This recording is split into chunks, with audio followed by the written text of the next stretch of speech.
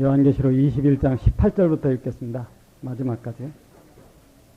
그 성곽의 기초석은 벽옥으로 쌓였고 그 성은 정금인데 맑은 유리 같더라.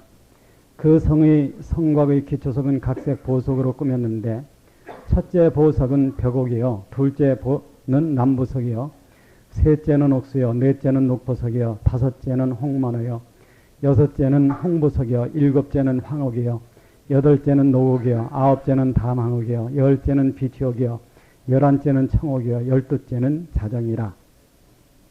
그 12문은 12진주니 문마다 한 진주여 성의 길은 맑은 유리 같은 정금이더라. 성 안의 성전을 내가 보지 못하였으니 이는 주 하나님 곧 전능하신 이와 및 그 어린 양이 그 성전이심이라. 그 성은 해나 달의 비침이 쓸데없으니 이는 하나님의 영광이 비치고 어린 양이 그 등이 되심이라. 만국이 그 빛 가운데로 다니고 땅의 왕들이 자기 영광을 가지고 그리로 들어오리라. 성문들을 낮에 도무지 닫지 아니하리니 거기는 밤이 없습니다. 사람들이 만국의 영광과 존귀를 가지고 그리로 들어오겠고 무엇이든지 속된 것이나 가증한 일 또는 거짓말하는 자는 결코 그리로 들어오지 못하되 오직 어린 양의 생명책에 기록된 자들 뿐이라. 기도하겠습니다. 거룩하신 하나님 아버지 감사합니다. 세상에 사는 동안에 또 오늘 같은 시간을 주셔서 인생으로서 준비해야 될 영혼 세계에 가는 길을 우리가 생각하고 그 길을 향해서 한 발짝씩 더 그 길을 걷는 것 감사합니다. 인생에게 다른 무슨 꿈이 있고 소망이 있겠습니까? 아버지 하나님, 우리들이 마음이 거룩하신 하나님께 가는 그 한 소망에 모든 것이 고정되고 거기에 온 마음을 모을 수 있게 은총을 허락해 주시옵소서. 오늘 이 거룩한 나라를 우리가 배울 때에 인생과 이 우주의 진실이 무엇인가 하는 것을 우리에게 깨닫게 하여 주시고 속되고 거짓된 세상의 어떤 것에 우리가 팔려가지 않게 지켜주옵소서. 주님이 아니면 내 생명은 헛됩니다. 주님, 우리들의 생명이 되시고 우리들의 구원이 되신 주님, 오늘부터 영원히 내 모든 것이 되어주시옵소서. 우리의 모든 것이 되어주시옵소서. 주님을 찬양하는 그 한 마음 안에 우주의 목적과 인생의 기쁨이 있습니다. 아버지 하나님, 다시는 망할 수 없는 참 복된 자리, 거기에 사는 심령을 아버지 기억해 주시고 인도하여 주시옵소서. 모든 것 하나님께 맡겼습니다. 구주 예수 그리스도의 이름으로 기도합니다. 아멘. 세상이 빠르게 흘러간다는 그런 생각을 해봅니다. 여기 우리 한 형제가 미국에 있는 그 사탄교에 대해서 이제 복사를 해다 줬는데 젊은 사람이 그 페이지 좀 맞춰야 되겠어요. 난 잘 안 보이더라고, 페이지가. 이번 주에 권영재가 좀 읽고 다음 주에 좀 설명을 한번 하지. 어? 미국에서는 사탄교가 그렇게 성행한답니다. 그 이제 요전에 그 TV를 보니까 그것뿐만이 아니고 여러 가지 종교가 지금 이상한 종교가 성행하는데 그 개중에는요, 이렇게 어떤 집단을 만들어 가지고 사람을 살인하는 거, 죽이는 게 본업으로 삼는 그런 데도 있다 그럽니다. 이 신을 섬기는 길은 두 가지가 있습니다. 지난번에 이제 제가 인격으로 나타나시는 인격의 하나님을 얘기했고, 그것이 지구상의 종교 중에서 유일하게 예수 그리스도를 통해 나타난 하나님입니다. 다음에 비인격신, 그러니까 이제 세상의 모든 그 바벨론 사상의 근원인 이 범신론, 그 범신론이 이제 그 힌두교의 범아이려하고 그 다음에 불교의 법신들과 그 다음에 불성이 하나가 되는 것이 이제 그게 극락이라 하는 그러니까 비인격심. 그래서 이제 우주와 내가 하나가 되면은 그게 곧 극락이다 이렇게 생각하는. 그런데 이제 거기에 가장 큰 그 위험이 뭐냐 하면은 그 범신론의 신은 인격신이 아니기 때문에 오래만 살게 하지만 무슨 짓이든지 한다고 하는 겁니다. 오늘날 그런 경향이 많이 나타나죠. 그래서 이제 구원이라고 하는 것은 예수 그리스도 안에서 나타나는 구원입니다. 그거 이외에는 하나님이 계획한 구원이 따로 있을 수 없죠. 그러니까 우리가 예수 그리스도를 믿는다고 한다고 하는 것은 지금 내 안에 예수 그리스도가 살아있어야 됩니다. 저 하늘에 있는 예수 그리스도 그러면 안 되죠. 성경 속에 그랬대들 하는 예수 안 됩니다.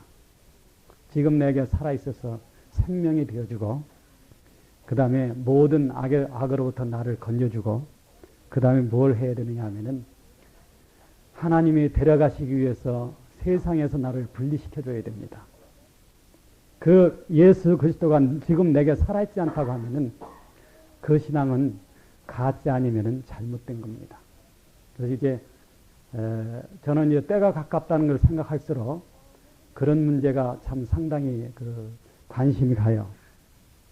그래서 이번 여름 집회에는 아마 그런 데 대해서 우리가 좀 집중적으로 얘기를 할까 그렇게 생각을 합니다.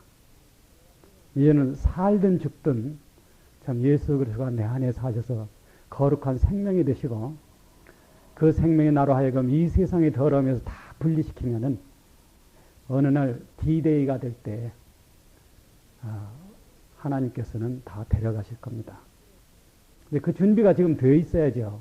여러분 가깝다고만 얘기하면 무슨 소용이 있습니까? 내가 갈 준비가 안 돼 있는데. 그러니까 이제 그런 방향으로 우리가 참 지금 생각을 해봐야 되죠. 우리가 이제 요한계시록을 배우고 나서 한 가지 느끼는 것이 뭐냐면은 이 말씀은 참되다 하는 겁니다. 우리가 믿는 것이 참되고 참 1.1억도 의혹이 없이 이것이 가장 거룩한 길이고 바른 길이다 하는 그런 생각을 해봅니다.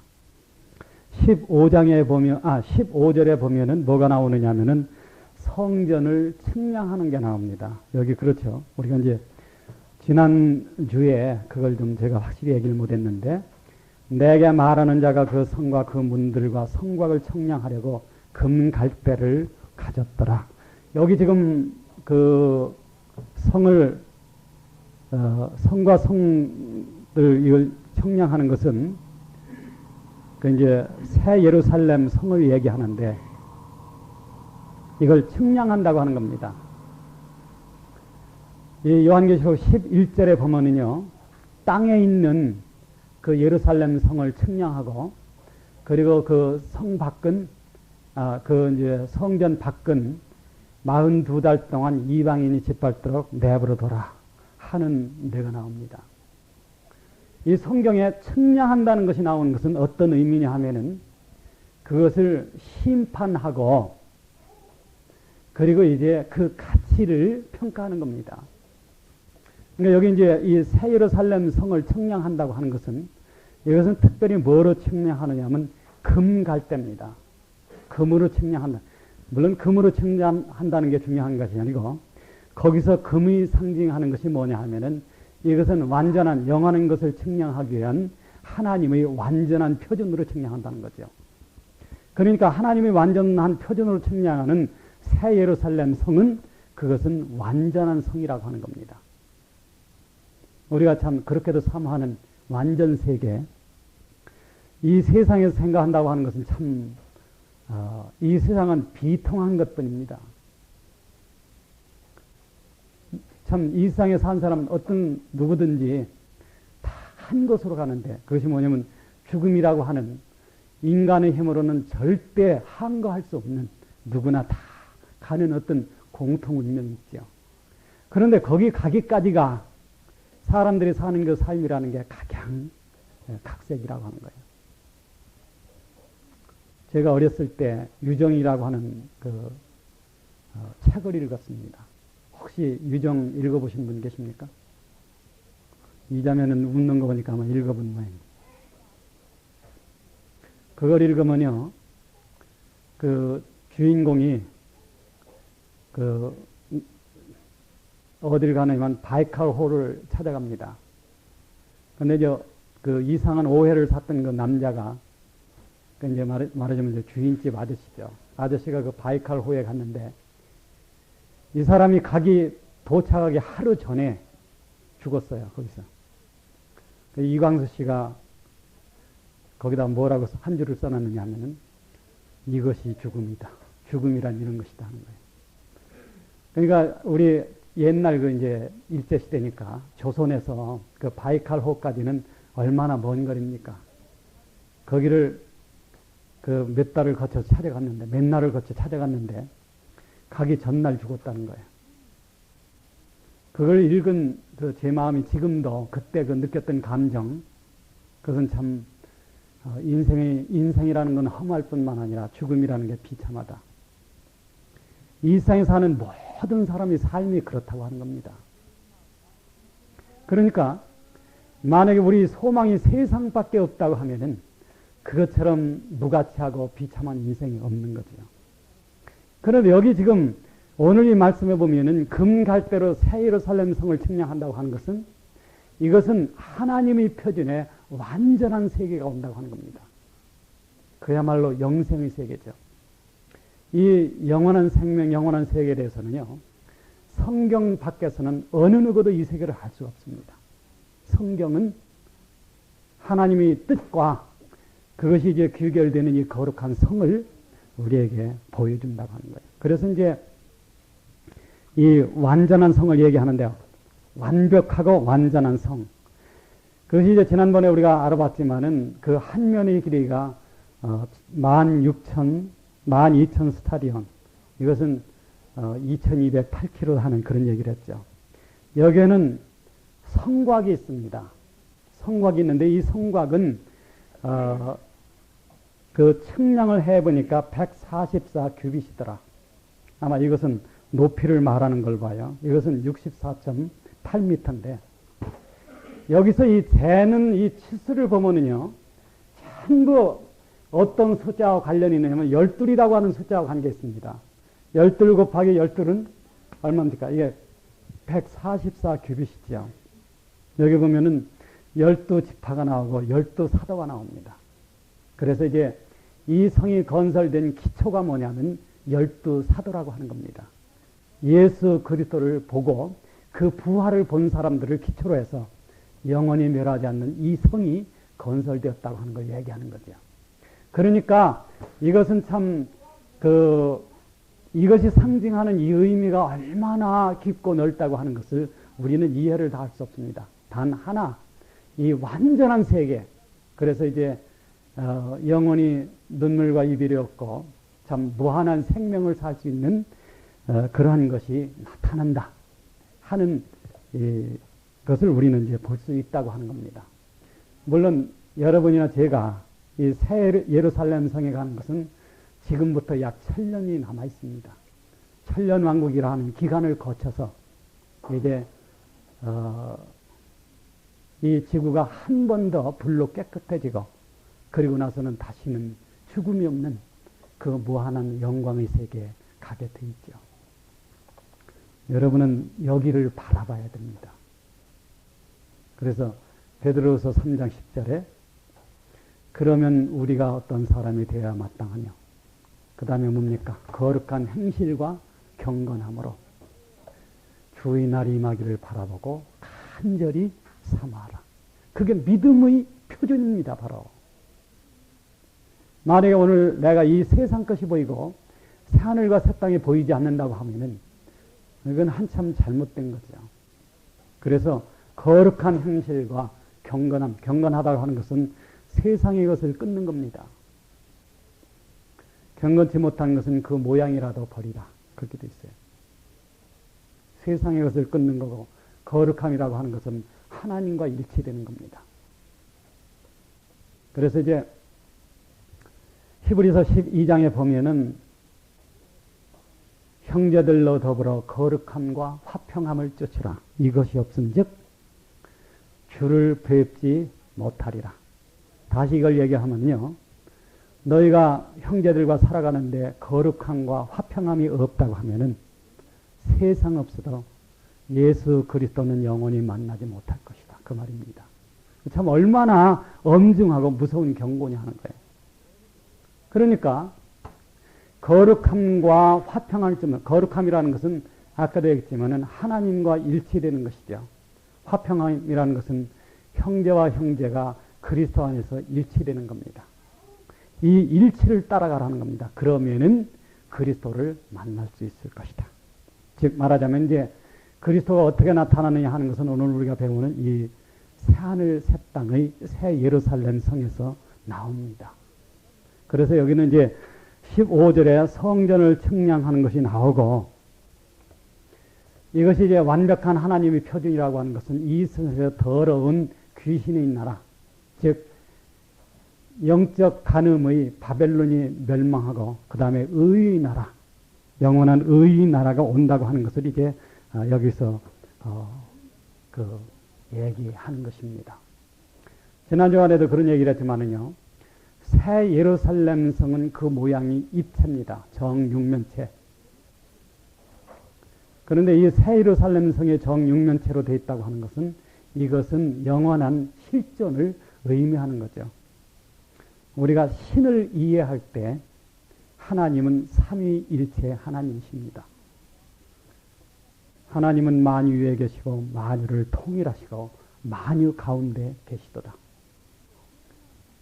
성부 하나님으로서 하나님은 말씀하셨고, 성자 하나님으로서 하나님은 나타나시고, 성령 하나님으로서 하나님은 모든 사람에게 경험됩니다.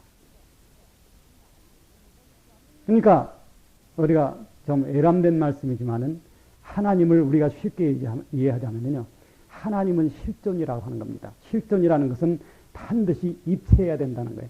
입체라고 하는 것은 삼위일체라는 뜻입니다. 그러니까 만유에 계신 하나님은 만유를 통일하시고 만유 가운데 계셔야 한다고 하는 거죠.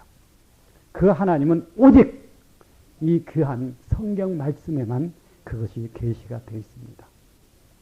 그래서 이제 이 새 예루살렘 성이라고 하는 인간이 영원히 사는 이 세계도 입체로서, 즉 실존으로서 설명이 되어 있다고 하는 겁니다. 그 다음에 이제 우리가 조금 내려가면요, 18절에 그렇게 되어 있어요. 그 성곽은 벽으로 쌓였고 그 성은 정금인데 맑은 유리 같더라. 자, 여기 보면 성곽은 벽으로 쌓였습니다. 벽자라는 것이 이제 풀벽자죠. 성곽은 푸르다 하는 거야, 성곽은. 그 다음에 그 성은 뭡니까? 정금이야.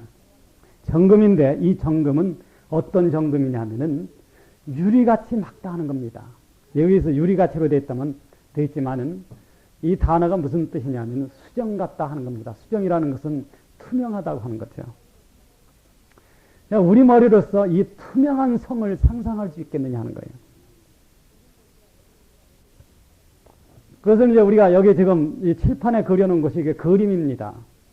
밖은 성과 은 벽으로 되어 있고 그 성은 정금이며, 이 정금 안에는 이 전체의 의미를 알 수 있는 투명성이 있다고 하는 겁니다. 이것은 실제의 성일 뿐만 아니라 영원한 성이고, 이것은 영적인 세계와 물리적인 세계가 만난 성이죠. 이것은 영광의 성이고, 여기 참 영원무궁히 살 때도 전혀 쇠함과 죽음이 없는 그러한 거룩한 성을 이것은 얘기합니다. 그런데 여기는 뭐가 있느냐 하면요, 문이 있어요. 그 문은 뭘로 되어 있느냐 하면은 진주로 되어 있습니다. 사람이 갖는 보석 중에서 유일하게 진주만은 광물성이 아니고 동물성입니다. 혹시 이 가운데 진주 반지 끼신 분 계십니까? 있으면 한번 손 들어 보십시오. 없는 줄로 알았습니다. 네. 여기 부자가 없기 때문에. 진주는, 원래 진주가 생기게 된 동기가 조개 속에, 조개의 그 내장 있는 데에 모래가 들어가면 잘못해서 그게 아파요. 그러면 진주를, 이 모래를 조개는요, 진으로 쌉니다. 아프니까. 진으로 싸는데, 진으로 싸면은 모래는 더 커져요. 그렇죠? 진주는 커진다는 거예요. 커지면 적게 아픕니까? 더 아픕니까? 더 아파. 더 아프면 더 싸. 그래서 내중에는요, 조개가 죽어요. 이 진주 때문에. 그러니까 이제 그 아픔을 견딘 어떤 것이, 조개는 죽고 조개가 견딘 그 아픔이 남는 것이 진주입니다. 그래서 여기 이 예루살렘 성에, 새 예루살렘 성의 문은 진주로 되어 있다고 하는 거예요. 굉장히 의미가 있죠. 진주라고 하는 것은 아픔을 통해서, 죽음을 통해서 나아진 한 생명을 얘기합니다. 그러니까 이 생명을 통해서 성 밖에 있는 사람들은 무궁히 영원한 세월을 이 성으로 들어갈 수 있다고 하는 겁니다. 그래서 이제 여기 문은 이 진주로 되어 있다고 하는 거죠. 그러니까 이 새 예루살렘 성이 참 얼마나 거룩한 성인가 하는 것을 우리는 보게 됩니다.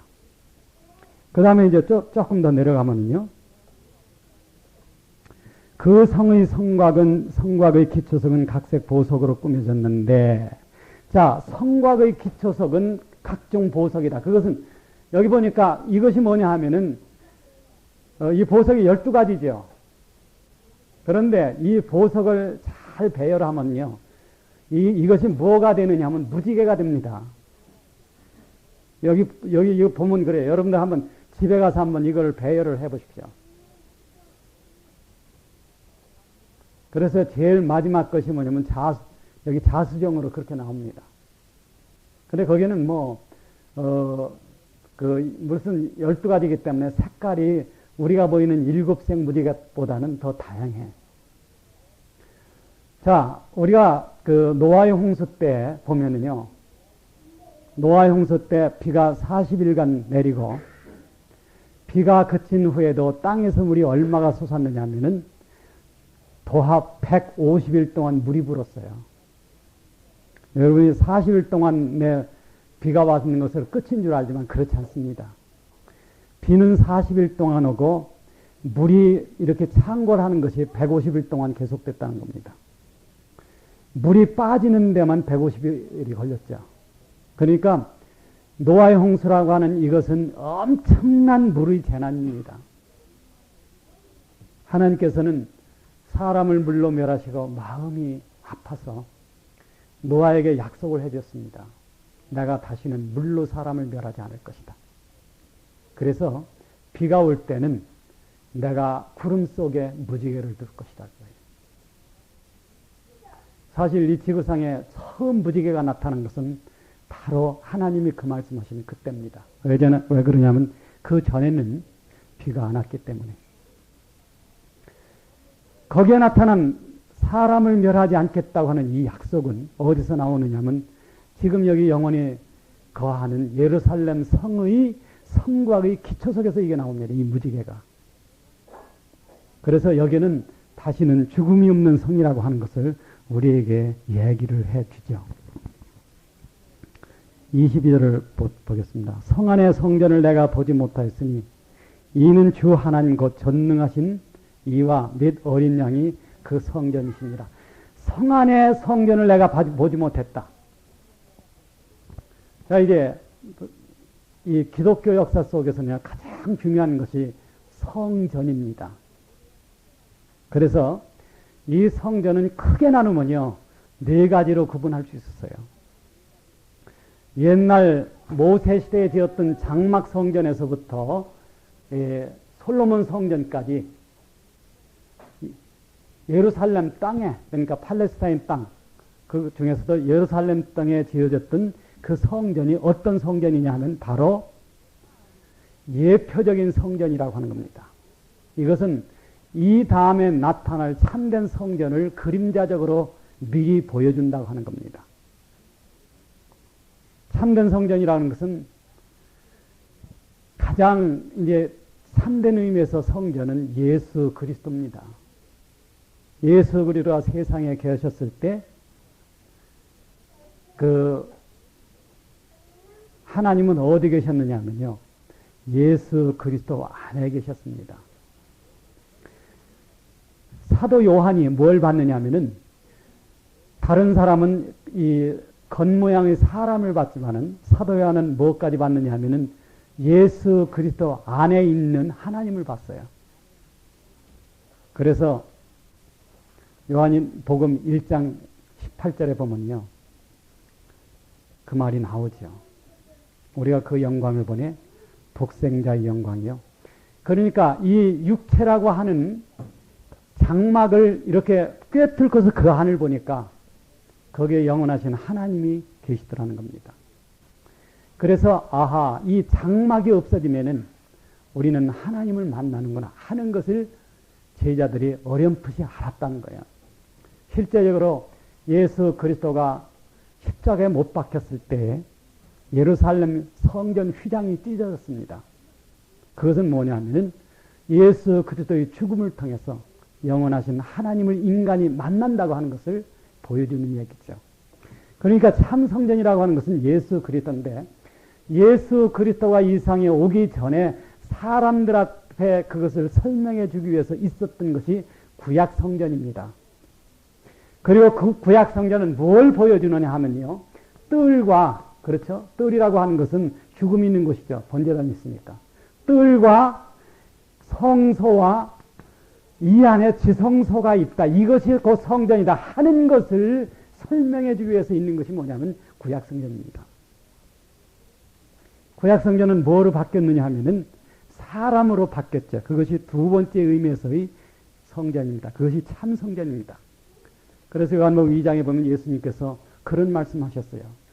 너희가 이 성전을 헐라. 이건 하나님의 명령이죠. 그래서 서기 70년 8월 29일 날 이 디도, 그러니까 타이터스 장군이죠. 디도라고 하는 사람을 통해서 예루살렘 성전을 헐어버렸어요. 예수님 그러고서 내가 3일에 일으키리라. 눈에 보이는 성전이 헐어지고 3일에 일어난 그 성전은 예수 그리스도 자신이죠. 그게 이제 두 번째 성전입니다. 우리는 지난번에 뭘 배웠느냐 하면은 천년왕국 성전을 배웠습니다. 천년왕국에도 성전이 있고 동물제사가 행해진다는 거예요. 그것은 왜 그러냐면은 천년왕국에 들어가는 사람들을 구원하기 위해서 있는 겁니다.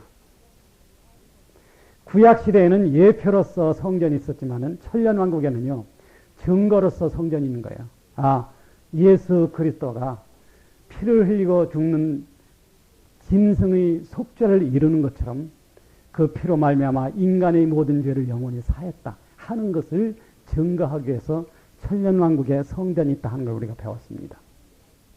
그런데 오늘 이 말씀해 보니까 새 예루살렘 성원이 있는데 그 안에 성전이 없다는 거예요. 그 원인이 뭐냐? 그것은 오늘 말씀해 보면은 하나님과 어린 양이 그 성전이 되십니다. 그렇게 설명하고 있습니다.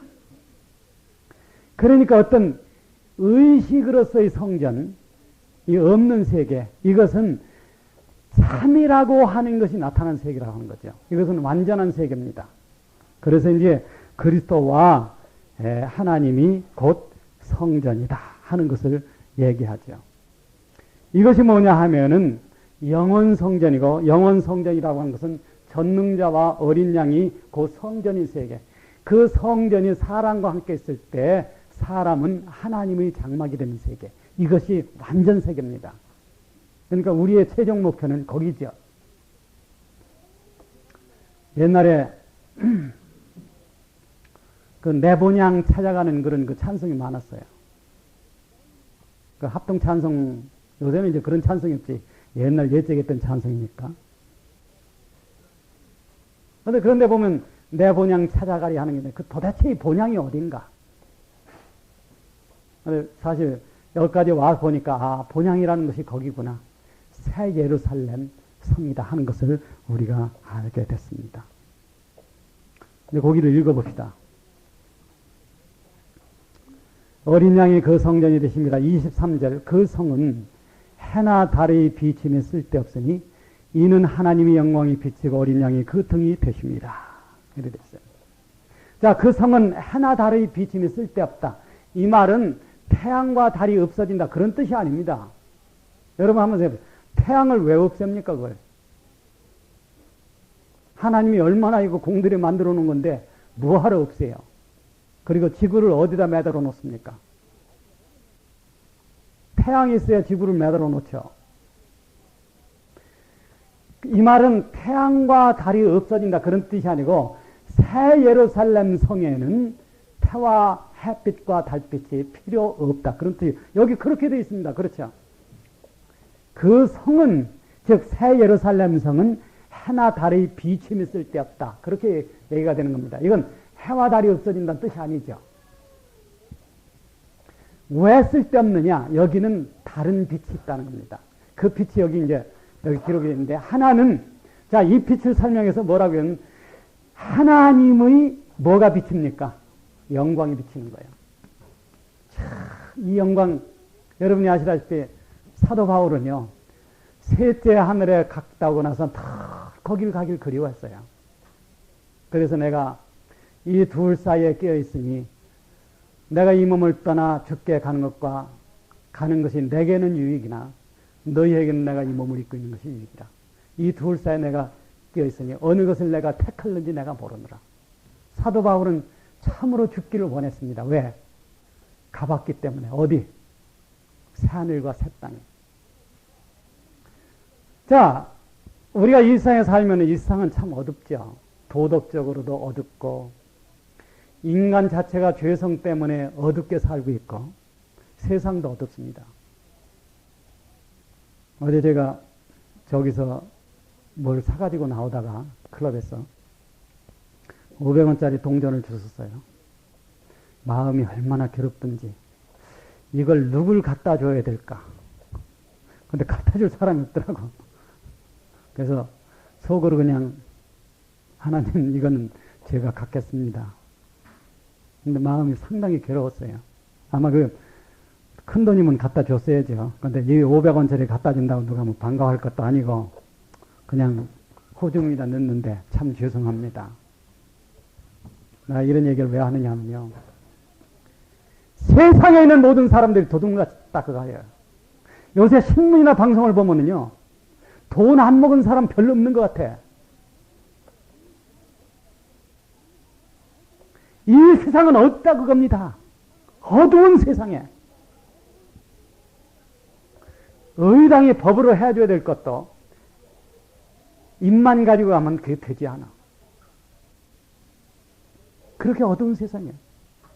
자, 여러분 그런 일을 당해본 사람은 압니다. 세상이 얼마나 어둡다고 하는 것을. 그런 사람들 속에는 어느 나라가 그리워. 어느 나라면 공의가 있는 나라. 법으로 해주게 돼 있으면 군소리가 해주는 그런 세상. 그런데 이 새 예루살렘 성에는 뭐가 비치면 하나님의 영광이 비친다는 거예요. 하나님의 영광이 뭐라고 그랬습니까? 지난번 설명했죠. 영광이라는 것은 어디서 나오냐. 자, 여러분 이 원리가 있어요. 생명이 충만하면은 그것이 영광으로 나타난다. 이것은 내재하는 생명이고 영광은 밖으로 나타나는 거죠. 생명이 충만하면 영광으로 나온다는 거예요. 하나님의 영광은 하나님의 생명이 충만한 곳에 있습니다. 하나님의 생명은 두 가지 형태라고 했죠. 하나는 고유의 신성, 즉 인간에게 나눠줄 수 없는 신성. 세 가지라고 했죠. 전지성, 전능성, 편재성. 그 다음에 인간에게 나눠줄 수 있는 신성, 도덕성이라고 했어요. 의로움, 거룩함, 사랑 이런 거예요. 이러한 생명이 충만해지면 이것은 영광으로 나타납니다.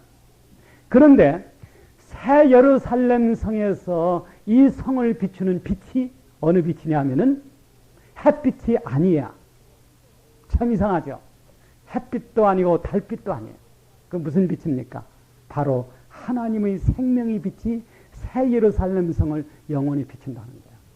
아침에 깨닫고 저녁에 죽어도 가하느냐는 거예요. 그런데 하물며 그 도로서 설명할 수 없는 그 영광의 하나님의 생명이 영광으로 비치는 그 세계에 우리가 간다고 하면은 이거야말로 완전한 구원이죠. 그런데 어디에 이 빛이 비치냐면 새 예루살렘 성에 이 빛이 비친다는 겁니다. 그러니까 거기는 햇빛이 필요 없다는 거예요. 햇빛을 다른 말로 표현하면 뭡니까? 날빛이라고 그럽니다. 날빛. 날빛보다 더 밝은 천국. 뭐로 가요? 믿는 마음으로 가는 겁니다. 믿음으로. 믿는 마음 가지고 가겠네. 날빛보다 밝은 천국. 날빛보다 밝다는 것은 햇빛이 필요 없고 달빛이 필요 없어. 왜? 그 새 예루살렘 성은 하나님의 영광이 비치기 때문에. 이 생명이 영광으로 나타나기 때문에. 그런데 여기 보니까 자, 하나님의 영광이 비치고 그 밑에 뭡니까? 어린 양은 뭐가 됩니까? 등이 되심이라 그거예요. 참 이상해요. 하나님의 영광이 비치는데 어떻게 등이 있느냐 하는 거예요. 자, 이걸 이제 설명하기 위해서 이런 겁니다. 발전소 알죠? 발전소는 발전기가 있습니다. 발전기는 어떤 힘에 의해서 이 발전자를 돌려주는 거죠. 발전기는 영구자석이, 물론 요새는 이제 전자석으로도 그렇게 만듭니다. 영구자석의 속에 있는 발전자를 못 들도록 붙들고 있어요. 그런데 어떤 힘으로다가 속에 있는 발전자를 돌리면은 영구자석은 붙들고 있고 다른 힘은 발전자를 돌리기 때문에 발전자 속에 있는 자유전자가 움직이기 시작합니다. 발전자 속에 있는 자유전자가 움직이면은 이게 한꺼번에 와 몰려가면 그것을 우리는 뭐라고 그러면 전류라고 하는 거예요. 발전자 속에 있는 자유전자는 움직이지만은 그것이 움직인다는 건 무슨 뜻이냐면은 이 발전자를 붙들고 있는, 돌리는 외부의 힘이 자유전자의 움직임으로 나타난다. 그런 뜻입니다, 바로. 그러니까, 이 물리적 힘은 전류 에너지로 형태가 바뀌는 거죠. 그런데 전류라고 하는 것은 그것이 아무리 큰 생명이고 영광이라 하더라도 눈에 보이질 않습니다. 그렇잖아요? 그런데 눈에 보이지 않는 이 에너지를 갖다 빛으로 바꾸려면 뭐가 필요하면 전등이 필요합니다. 그래서 이제 전등을 탁 켜면 뭐가 나오면 어두운 방이 밝아지고 사람이 그 빛 안에서 살 수 있다는 거죠. 여기 보니까 하나님의 영광이 비치는데 그 어린 양은 뭐가 되느냐면 등이 됩니다. 이게 무슨 얘기냐 하는 거예요. 하나님의 영광은 어린 양이라고 하는 이 등을 통해서 비칩니다. 이것을 뭐로 보여주는, 여러분들 마태복음 17장에 읽어봤죠? 마태복음 17장 2절에 보니까 베드로와 야고보와 요한이 따로 주님과 함께 거룩한 산에 갔을 때에, 거룩한 산이라는 것을 그 지방 말로 헬몬산이라고 불러요. 근데 거기 갔을 때에 갑자기 주님의 얼굴에서 뭐가 나왔어요? 그 얼굴이 변했어요. 변하고 거기에서 햇빛보다 밝은 빛이 나왔습니다. 그러니까 새 예루살렘 성을 영원히 비추는 그 빛이 실제 새 제자들에게는 보여졌다는 거예요. 그래서 마태복음 16장 끝에 가보면요, 여기 사는 사람들이 죽기 전에 인자가 왕권을 가지고 오는 것을 볼 것이다. 그 왕권이라고 하는 것은 새 예루살렘 성에서 인간이 살 수 있는 영원한 빛으로 나타나는 그 왕권이죠. 주님은 거기 그렇게 계신다고 하는 겁니다. 여기 이제 그걸 얘기하는 거죠. 그런데 이제 우리가 소위 빛이라고 하는 것을 사람이 전부 이해를 못한다는 겁니다. 물론 빛이라고 하는 것은 굉장히 빠릅니다. 초당 30만 킬로미터를 가기 때문에. 그러니까 햇빛이 태양에서 떠나서 집까지 올라오면은 8분 얼마 걸리죠. 그런데 실제적으로 빛보다 빠른 것이 있습니다. 그것이 뭐냐면 영 안에 있는 거예요. 그래서 사도 요한이 내가 성령에 감동하였더니 즉시 어디로 갔느냐 하면은 물리적 차원을 넘어서 영의 차원까지 가는 겁니다. 그것이 이제 이 세계의 실체죠. 그런데 우리 인간이라는 건 이 빛을 다 이해할 수 없다 하는 거예요. 아까 이제 여러분 얘기했지만 그 성은 정금인데 유리같이 막더라. 아니, 금이 어떻게 그렇게 투명하냐 하는 겁니다. 금은 금인데 수정처럼 투명한 금이다 하는 거예요. 그것은 뭔가를 우리에게 설명해 주는 겁니다. 이것은 금은 금이지만은 이것은 보통 금이 아니라 완전한 금이다 하는 겁니다. 사실 우리가 아는 빛이라고 하는 것이 햇빛도 있고, 햇빛은 원자력 빛이니까 이게 태양은 수소탄입니다. 쉽게 얘기해서. 그 다음에 우리가 이제 그 나무, 그러니까 화학 반응을 일으켜서 나오는 빛, 그것이 이제 나무 탈 때 나오는 빛. 더 이제 그 좀 재미있는 것은 반딧불 있잖아요. 반딧불 빛은 뜨겁질 않습니다. 그건 밝았다 흐렸다 하죠. 왜 그러냐면 호흡하는 대로 산소와 합해서 일어나기 때문에. 반딧불은 날아다니는 것도 있고 이렇게 기어다니는 것도 있어요. 그거 보셨습니까? 아직 저 유충일 때는 똑같이 그 반딧불 유충인데 그거는 빛은 나는 데는 아직 날기 전에 기어다니는 거예요. 그래서 이제 어렸을 때 그 유충을 잡아가지고 이마에다 탁 문지릅니다. 이렇게 여기다 누르고 딱 문지르면은 여기가 그 반딧불 빛이 여기 탁 묻어 있어요. 밤에. 굉장히 재밌죠. 저도 그렇게 해봤습니다. 그러니까 이 세상에는 여러 가지 어떤 빛이 있다고 하는 겁니다. 그런데 여기 지금 새 예루살렘 성을 비추는 하나님의 영광과 어린 양, 등이 되는 어린 양을 통해서 나오는 하나님의 영광이라고 하는 것은 이것은 현재의 우리로서는 다 이해할 수 없는 영광의 빛이라고 하는 거예요. 왜 그러냐? 자, 빛이라고 하는 것은 뭐냐 하면은 이 세상에 있는 것은 빛과 어둠이 있기 때문에 구분이 되죠. 만약 빛과 어둠이 없다면 세상에 있는 건 아무것도 구분할 수가 없습니다.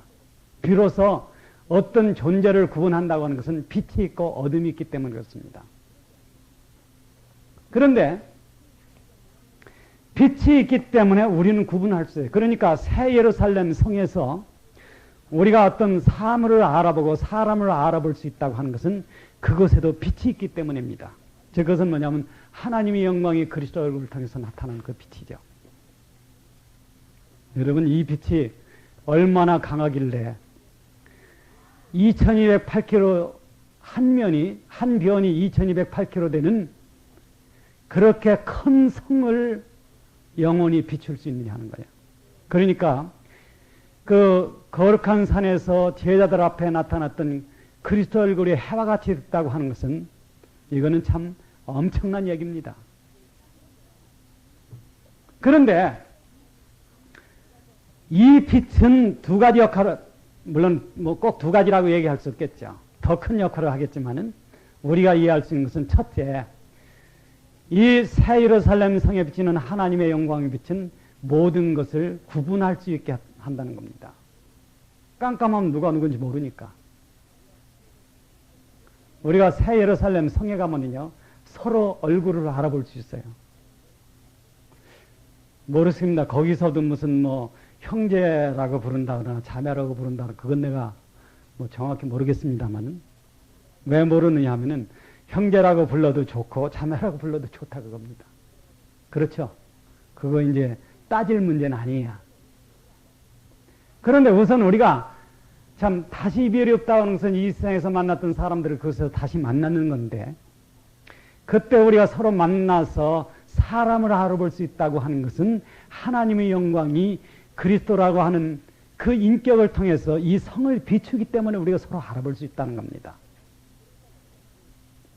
그러니까 이 빛은 첫째 사물을 식별할 수 있는 빛이 된다 하는 거죠. 그런데 이거는 여기 이제 우리가 우리 작은 머리를 이해하기 어려운 한 문제가 나오는데 그것이 뭐냐면은 이 빛은 사물을 구별할 수 있는, 분별할 수 있을 뿐만 아니라 이것이 어떤 빛이 되느냐 하면요, 모든 의미의 존재를 이해할 수 있는 빛이 된다는 거예요. 요건 조금 어려운 얘기죠. 하나님의 빛이 비치면 그 존재의 가치와 의미를 이해할 수 있다는 거예요. 이 말 이해 갑니까? 새 예루살렘 성에 비치는 하나님의 영광의 빛은요, 이것은 우주의 존재 목적과 그 존재 가치를 이해할 수 있는, 이해시켜주는 그 빛이 된다는 겁니다. 그러니까 사도 바울도 우리가 지금은 부분적으로 하나 온전한 것이 올 때는 부분적으로 하는 것을 보일 것이다. 즉 사도 바울이 뭘 바라봤느냐 하면은 온전하게 아는 날이 언젠가 온다는 거예요. 우리가 이 세상에 사는 동안에 왜 그렇게 눈물이 많았던지, 왜 구원받은 사람들 속에 이 괴로운 싸움이 있었는지 그날에는 안다는 겁니다. 뭐를 통해서? 이 영원한 빛을 통해서. 그러니까 새 예루살렘 성을 비추는 이 빛이라고 하는 것은 우주의 사물을 구별할 수 있는 그 빛만이 아니라 이것은 하나님의 영광으로서 우리가 영원히 사는 동안에 어떻게 사는 것이 옳은 삶이고 아름다운 삶이고 거룩한 삶인가 하는 것을 깨우쳐주는 빛도 된다고 하는 거예요. 그러니까 그 빛이 비치는 곳에는 더러움이 없고 어둠이 없는 세계가 열린다고 하는 걸 얘기하는 겁니다. 그래서 이러한 빛이 비친다고 하면은 실제적으로 햇빛이나 이것은 문제가 안 되는 거죠. 게임이 안 되는 겁니다.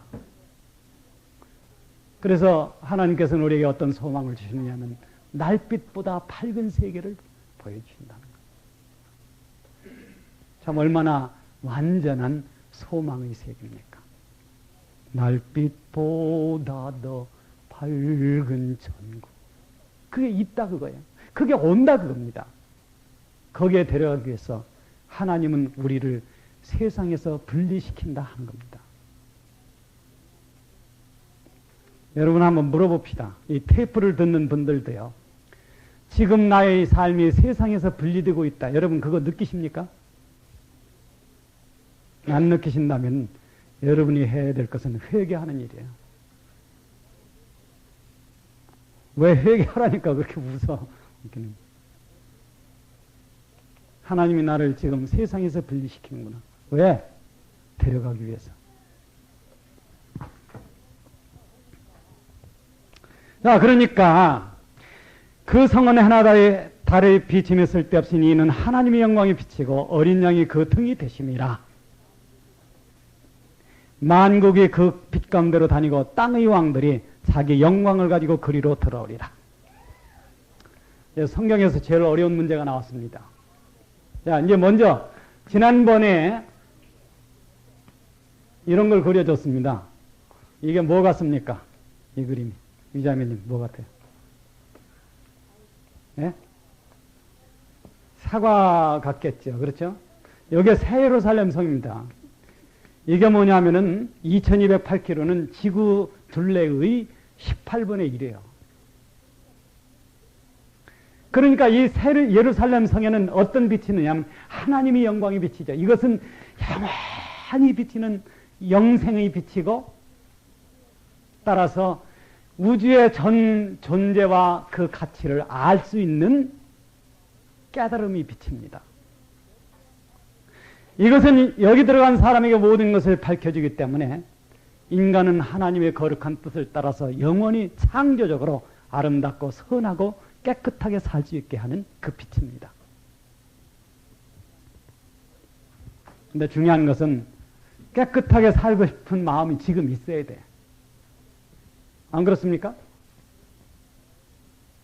여러분이 참으로 하나님께 간구할 것은 하나님 나는 참으로 깨끗하게 살고 싶습니다.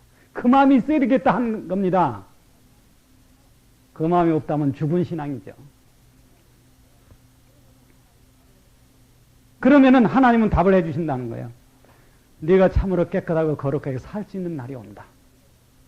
하나님은 그 영광을, 그 생명의 영광의 빛으로 너를 그렇게 인도할 것이다 하는 거예요. 그것이 어디냐면 우리의 영원한 고향 새 예루살렘 성에서 그렇게 살 수 있다는 겁니다. 내가 지금 꿈 얘기하는 겁니까? 아니요, 성경 얘기하는 겁니다. 그런데 여기 보니까 만국이 그 빛 가운데로 다니고 땅의 왕들이 자기 영광을 가지고 그리로 들어오리라. 자, 여기 만국은 어디 있는 게 만국이냐 하는 겁니다. 여기 이제 우리가 하나 생각했겠습니다. 만약에 사는 사람들이 전부 새 예루살렘 성에 산다고 하면은 지금 18분의 17이나 되는 그것은 이제 한 둘레가 그렇고 이것을 면으로 따진다고 하면 뭐 말할 수 없는 거죠. 17제곱이니까 17 곱하기 17이 돼야 되죠. 면으로 따진다고 하면 이 나머지 이 깨끗해진 지구에는 아무것도 없느냐 그겁니다. 그렇지 않겠습니까? 만약 구원된 사람이 전부 새 예루살렘 성에서 산다고 하면은 나머지 지구에는 뭐가 있느냐 하는 겁니다. 새하늘 새 땅에는 동물은 없습니다. 천년왕국에는 동물이 있어요. 그러니까 여러분들이 요새 동물의 왕국을 보면은요, 많이 잡혀먹는 거 있잖아요. 양이나 소 같은 거. 그건 얼마나 괴로워요. 그냥 쫓아가서 그냥 목을 물고 잡아먹고 하는 그런 세상은 다시 없다는 거. 왜? 죽음이 없기 때문에. 그래서 로마서 8장에 보면은 온갖 피조물이 신음하면서 뭘 고대합니까? 한 가지 사실이야. 하나님의 아들들이 나타나기를 고대하는 거예요. 하나님의 아들들이 나타나는 그날이 하나님의 영광의 빛에 따라서 하나님의 뜻대로 사는 그 하나님의 아들들이 나타나는 그날이 죽음과 슬픔과 이별과 눈물이 다시 없는 그 세계입니다. 이것이 이제 오는 거죠. 그런데 오늘 이 말씀에 보면은요, 만국이 있다 그겁니다. 즉 그것은 뭐냐면 새 예루살렘 성 밖에서 사는 사람들이 있다는 거예요. 당연하죠. 그리고 여기는 땅의 왕들이 있다는 거예요. 여기 이 밖에. 자, 그러면 이 사람들은 어디서 온 사람들이 하는 겁니다. 우리가 뭘 보느냐 하면 지난번에 뭘 배웠느냐 하면 새 예루살렘 성에 들어가는 사람들은 구약 성도와 신약 성도다. 이걸 배웠습니다. 신약 성도는 물론 환란 성도까지 포함됩니다. 요한계시록 7장에 나오는 환란 성도. 환란 성도라는 게 다른 게 아니에요. 그 중에 대부분은 지금 뺀돌뺀돌 하다가 휴거가 안 되는 사람들입니다. 여러분 한번 보십시다. 솔직히 가슴에 손을 얹고 오늘날 지구상에 믿는 사람들 한번 보십시오. 저게 기독교인이야? 그런 게 태반입니다. 그렇지 않습니까? 저게 기독교인이야? 더러워서. 그런 사람들이 얼마나 많습니까? 남들이 우리 보고 그런다면 참 얼마나 하나님 앞에 우리가 무릎을 꿇어야 되겠느냐 하는 겁니다. 누가 나보고 네가 기독교인이야? 더러워서 이런 소리 한다면요. 우린 그저씨 무릎 꿇어야죠. 하나님 아버지 깨끗게 하여 주시옵소서. 자, 하늘나라 갈 수 없는 사람들, 아니 휴거가 될 수 없는 사람들, 그 사람들은 마음을 고치고 환난을 통해서 예수 그리스도를 자기 입으로 시인해야 됩니다. 오늘날 날마다 죽는 삶으로 시인하지 못하면 그때 가서 해야 된다는 거예요. 거기까지는 여기 갈 수 있다는 거예요. 그러면 이 밖에서 사는 사람 누군가? 왜 그러냐면 밖에서 사는 사람들은 이게 하나님이 어떤 목적이 있는지 우리는 다 모릅니다. 왜 이 땅의 백성이 있는가? 땅의 백성이라는 것은 부활체를 갖지 않은 사람이죠. 이 사람들은 어디서 나왔느냐 하는 거예요. 이것이 천년왕국을 통해서 나오는 사람들입니다. 그래서 천년왕국에는요, 부활체를 갖지 않은 자연인이 들어가요. 그 얘기가 어디냐면 마태복음 25장에 나오는 양과 염소의 비유입니다. 그러면 이제 영원 세계에서도 땅의 백성이 있다고 하는 거죠. 이제 여기서 이제 우리가 하나 생각할 것이 뭐가 있느냐 하면요. 출애굽기 20장 6절에 보면은 거기를 한번 읽어봅시다. 출애굽기 20장 6절. 어떤 얘기가 나오느냐 하면은 나를 사랑하고 내 계명을 지키는 자에게는 천대까지 은혜를 베푸느니라. 여기 뭐가 나오면 천대가 나왔어요. 여러분 성경은 대충 여러분이 해석하면 안 됩니다. 하나님이 무슨 말씀을 하셨으면요. 이게 우리에겐 참 무서운 진리라고 하는 겁니다. 자, 하나님은 뭘 말씀하셨느냐 하면은 나를 사랑하고 내 계명을 지키는 자에게는 언제까지 천대까지 은혜를 베풀 것이다 그거예요. 이 말은 뭐냐 하면요. 이 땅 외에는 사람이 천대도 갈 수 있다 그런 뜻입니다. 만약에 사람이 천대를 살 수 없다고 하면은 여기 하나님이 이 말씀을 왜 하십니까? 그런데 우리가 계산을 해보니까 아담으로부터 예수 그리스도까지 몇 대냐면 76대입니다. 그 얘기 어디 있어? 누가복음 1장에 나와요. 여러분 성경을 어떻게 봤습니까? 그 다음에 그리스도로부터 환란 때까지 사람 평균 수명을 가지고 계산을 했더니 이것이 몇 대냐면 70세대라는 거예요. 약 70세대. 그럼 이제 146세대죠. 그 다음에 천년왕국에서 평균 수명을 가지고 계산하니까 천년왕국에 사는 사람들이 약 50세대라고 하는 겁니다. 그러면 천년왕국 끝날 때까지 아담서부터 천년왕국 끝날 때까지 몇 세대입니까? 지금 얼른 계산하는 게 196세대예요. 그것밖에 안 돼. 그런데 하나님은 천대까지 은혜를 베풀겠다 그랬거든요. 그러면은 여기 지금 저게 약 200세대를 잡고 나머지 800세대는 어디 갔느냐 하는 겁니다. 하나님이 800세대는 어디 갔습니까? 하나님이 뭐라고 그러겠어요? 그거는 새하늘 새 땅에서 나올 것이다. 그래서 이제 땅의 백성과 만국이 있다는 거예요.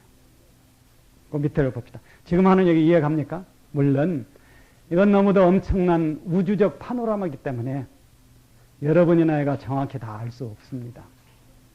그러나 큰 흐름은 이렇다는 겁니다. 그 다음에 한번 여기 이제 봅시다. 아니요, 이게 읽으려고 보니까 출애굽기네요. 요한계시록으로 돌아갑시다. 만국이 그 빛 가운데로 다니고 땅의 왕들이 자기 영광을 가지고 그리로 들어오리라. 성문들을 낮에 도무지 닫지 아니하리니 거기는 밤이 없습니다. 이상한 얘기예요. 자, 이제 하나 물어봅시다. 이 지구 전체는 밤과 낮이 있겠습니까? 없겠습니까? 있습니다. 왜냐하면 지구는 공중에 공간에 떠 있는 모든 별은요 반드시 회전해야만 존재할 수 있습니다. 회전해야만 자기 위치를 유지할 수 있다는 거예요. 그래서 이 우주의 모든 것은 돌아갑니다. 즉 흘러간다는 거예요. 흘러간다는 것은 궤도를 돈다는 뜻이죠. 그런데 새하늘 새 땅에는 밤과 낮이 있어요. 여기 거기는 하는 것은 새 예루살렘 성을 얘기합니다. 그렇죠. 햇빛을 받아 존재하는 것은 밤과 낮이 있죠. 그러나 햇빛과 달빛이 쓸데없는 새 예루살렘 성은 밤과 낮이 없습니다. 그런데 여기 이제 표현은 낮에 성문을 닫지 않는다는 것은 여기는 언제든지 낮만 있다는 거예요. 거기 밤이 없습니다. 그렇게 돼 있죠. 성문을 닫지 않는 것은 땅의 백성들이 이 성을 들어와야 된다는 겁니다. 왜요? 먼저 22장에서 좀 우리가 좀 생각을 해봐야죠. 이거는 생명강과 관계가 있습니다. 그래서 이 밖에 있는 사람들은 어디로 들어가야 되느냐 하면 새 예루살렘 성을 와야 된다는 거예요. 그러니까 이제 새 예루살렘 성에서 사는 사람들하고 밖에 있는 만국 백성하고는 다르다 하는 걸 오늘 이 성경은 말해준다고 하는 걸 얘기하는 겁니다. 사람들이 만국의 영광과 존귀를 가지고 그리로 들어가고, 만국의 영광과 존귀. 자, 이 만국의 영광과 존귀라고 하는 것은 여러분 한 가지 아십시오. 죄와 사망이 다시 없는 세계입니다. 그러니까 지구 전체 새하늘 새 땅에는요, 죄와 사망이 없기 때문에 여기에 사는 사람들은 뭘 가지고 사느냐면 영광과 존귀를 가지고 살 수 있다는 거예요. 그러겠지만은 이제 거기서 참으로 여기 들어가는 사람들을 섬기는 자, 큰 자는 누구냐 하면은 부활체를 가진 새 예루살렘 성에 사는 사람들이라고 하는 겁니다. 자, 그런 세계가 완성되는 날이 온다고 하는 거죠. 만국의 영광과 존귀를 가지고 그리로 들어, 이 얘기는 이제 22장 배울 때 조금 더 합시다. 들어오겠고, 무엇이든지 속된 것이나 가증한 일 또는 거짓말하는 자는 결코 그리로 들어오지 못하되 오직 어린 양의 생명책에 기록된 자들 뿐이다. 자, 여기에 들어오고 못 들어오고 하는 것은 여기 이제 나왔는데, 오늘 이 말씀에는 세 가지가 나옵니다. 속된 것, 그 다음에 또 하나가 뭡니까? 가증한 것. 그렇게 되어 있죠. 속된 것과 가증한 뭐예요? 여기선 일이야.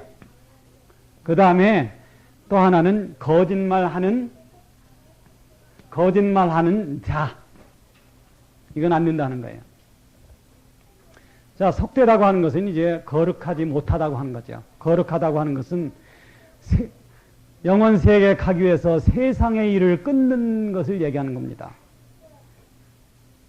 갈 준비하는 거죠. 보따리 싸는 거죠. 가증한 일이라고 하는 거는요, 거룩한 것과 세상 것을 섞는 거예요. 이것이 대표적인 것이 뭐냐면, 입으로는 성경을 얘기하면서 이상한 짓 하는 겁니다. 여기서 이제 뭘 배워야 되느냐? 기독교인은 이런 특성이 있어요. 자, 애굽에서 출애굽하기 전에 애굽에 사는 이스라엘 백성들은 미친 짓은 안 합니다. 근데 출애굽을 일단 하면은요, 출애굽한 만큼 뭐가 따라가야 되냐면 삶이 따라가야 돼. 속죄를 깨달으면요, 속죄를 깨닫기 전보다는 거룩한 삶이 반드시 따라가야 됩니다. 안 따라가면은 어떻게 되느냐면요, 이건 가증한 것이 되어버립니다. 왜 그러냐? 마태복음 12장에 있는 7 귀신의 비유가 바로 그거예요. 바로 내가 거룩한 말씀을 알면은 뭐가 이걸 뒷받침해야 되냐면 거룩한 삶이 이 말씀을 뒷받침해야 돼. 그래야 내가 온전한 믿음, 온전한 사람이 되는 겁니다. 이게 안 되고 거룩한 말씀은 알면서 속되게 살면은 그 안에 뭐가 들어있는 7 귀신이 든다는 거예요. 그렇게 되면은 성경 얘기하면서 하는 짓이 이상한 짓을 한다는 겁니다. 지금 제 얘기 무슨 말인지 이해갑니까? 이것이 가증한 거예요, 바로. 자, 여러분 한번 생각합시다. 이 얘기는 내가 이번 여름 집회 아주 많이 얘기를 좀 하고 싶어요. 자, 구원, 뭐가 구원되는 거예요? 우리가 보통 구원이 된다고 하면은 영혼이 구원된다고 생각을 합니다. 그렇죠? 내 영혼이 은총 입어 중한 죄짐 벗고 보니. 그런데 한번 봅시다. 내 영혼이 은총 입어 중한 죄짐을 벗었으면은 몸은 어떻게 되는 거예요? 몸. 데살로니가 전서 5장 23절에 보면은 영과 혼과 몸이 주 예수의 날까지 온전히 보존되기를 원하노라. 그렇게 기록되어 있습니다. 온전히 보존되는 것은 영혼만이 아니야. 몸도 보존돼야 돼. 몸으로 더럽게 살면서 영혼이 깨끗해진다는 것은 없어요. 만약 어떤 사람이 깨끗한 영혼을 갖고 몸으로 더럽게 산다면은 이 사람의 신앙은 귀신의 신앙이라는 거예요, 바로. 그래서 말대로 되는 것이 아니고 행위대로 됩니다. 그렇지 않습니까? 그 나무를 뭐로 알아? 열매로 알지니라 그런 거예요. 그런데 구원이라는 것은 뭐가 구원되느냐 하면은 혼과 영과 몸이 구원되는 겁니다. 혼과 영과 몸이 구원되는 것을 한마디로 표현할 때 이것이 뭐냐면 인격입니다. 바로. 아시게 됐어요? 그 일곱 귀신 들어간다는 게 무슨 뜻이냐 하면은 이 인격이 파괴된다는 거예요. 즉 구원이 파괴되는 겁니다. 뭐로? 깨끗함을 안 이후에 참 주인을 모시지 않기 때문에. 아시겠어요? 그래서 그리스도의 피를 깨달은 사람들은요, 가장 먼저 해야 될 것이 자기 몸을 깨끗게 하는 거예요. 즉 주인을 모시는 겁니다. 누구를? 그리스도를. 내 안에 안 모시면은 그 인격이 파괴된다는 거예요. 그러면은 가증한 자가 되고 맙니다. 성경은 아는데 하는 짓은 더러워. 보통 사람이 상식으로 납득할 수 없는 짓을 한다고 하는 겁니다. 누가? 소위 기독교인이.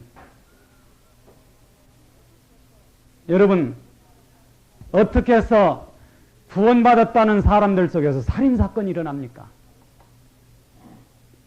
거기는 12귀신이 들어가기 때문에 그렇다. 그러니까 우리가 이러한 성경 말씀을 배운다고 하는 것은 무엇 때문에 배우느냐? 그것은 우리가 거룩히 사는 길을 얻기 위한 거예요. 거룩히 산다고 하는 것은 뭡니까? 그분과 내가 함께 죽어야만 그렇게 살 수 있어요. 이것이 참 신앙에 가야만 됩니다. 그러니까 주님께서 우리를 구원한다고 하는 것은 사람을 회복해야 돼. 사람을 회복한다는 것이 뭡니까? 혼과 영과 혼과 몸이 거룩히 보존된다. 몸이 거룩히 보존된다고 하는 것은 삶이 깨끗해진다는 거예요. 왜? 행하는 것은 몸으로 행하기 때문에. 몸으로 행하는 삶이 깨끗해질 때 영과 혼과 몸이 보존된다고 하는 거죠. 자연계가 회복된다는 것은 얘기를 했습니다. 거룩한 나라가 온다고 하는 것.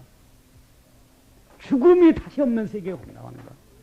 여러분, 이 나라 얼마나 우리의 소망이 됩니까? 그 다음에 나라가 회복되는 것이요. 그 나라는 하나님이 유일한 하나님이 되는 그 나라가 온다. 그것이 이제 새 하늘 새 땅에 대한 성경의 말씀입니다. 이 생명에 대해서 이제 우리 다음 일요일 배우는 22장에서 좀 더 얘기를 하기로 하고, 그러면 어떠한 사람이 되어야 마땅하뇨? 거룩한 행실과 뭐로? 경건함으로 주의 날이 임하기를 바라보고 간절히 삼아라. 그날을 삼아라 하는 거예요. 하나님 아버지, 내가 참으로 깨끗한 사람이 되기를 원합니다. 내 힘으로는 할 수 없습니다. 주님, 무궁한 생명의 능력으로 나를 깨끗한 사람으로 바꿔주시옵소서.